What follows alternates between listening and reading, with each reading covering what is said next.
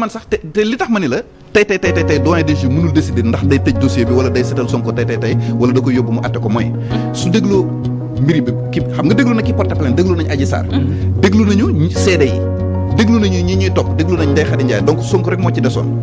su paree ci moom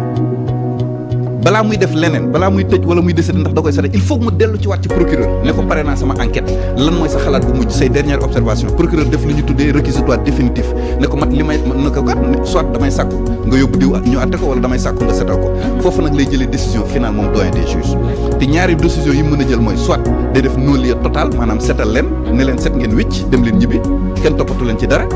wala mu ne dama leen di yóbbu ci beneen attekat bi ki am pouvoir atte leen mu atte leen donc loolu mooy possibilité bi nga xam ne am na mais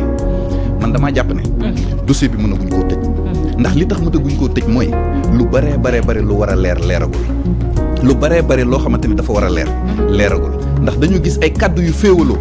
xam nga maa la naan déglu nañ Adji Sarr déglu nañ Ndeye Khady Ndiaye déglu nañ borom këru Ndeye Khady Ndiaye muy Ibrahima Coulibaly déglu nañu Aïssata Ba ñu gën ko xam ci Mama Ba mooy deuxième masseuse bi nekkoon Sweet Beauté déglu nañu médecin bi nga xam ne moom moo defar certificat médical bi muy docteur Wolf Sénégal déglu nañu également Sidi Ahmed Mbaye bi nga xamante ne guddi ba mbir mi xewee 2 février 2021 moom moo jëloon Adji Sarr ci oto yóbbu ko hôpital pour ñu dem ñu càmbar ko mais ñooñu ñëpp bañ leen dégloo seen wax dafa uute déglu leen bu baax ma tënkal leen kenn ku ci nekk lu mu wax Adji Sarr bi ñu ko dégloo dafa ni c'est la première fois ñu yegg sama kaw et que diw mii may jiiñ moom moo ma déviergé mi ngi doon soog a ngi doon soog a yegg sama kaw n'est-ce pas mu ne sax Ousmane Sonko envoyé na ma message buy wane ni mi ngi ñëw donc envoyé na ma message directement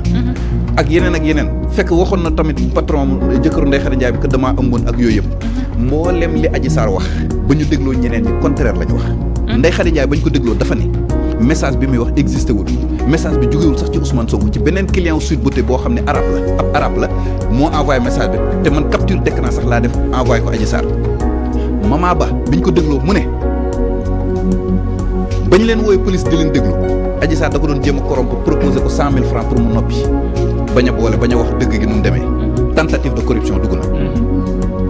Ndeye Khady Ndiaye nee na ba mu nekkee gendarmerie ñu koy déglu proposé nañ ko 15 millions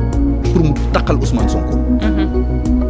docteur Wolf Sénégal dégluwuñ ko gendarmerie mais doyen des juges déglu na ko ba mu ko dégloo dafa firndeel booleem la mu def ci certificat médical bi te moom tamit dégg ngeen xibaar yi génn ci moom ñu ngi koy teg ay pression pour que mu changer complètement sa certificat médical bi mais mu bañ ba tëdd ci suuf gis nga pression bi nga xamante ne moom moo tegu ci kawam. nee na proposé nañ ko si xaalis bu bëri. voilà mi ngi noonu donc mboolem ñi ñu déglu am naa une autre. dañoo seetal Ousmane Sonko ba mu des Sidi Ahmed Mbaye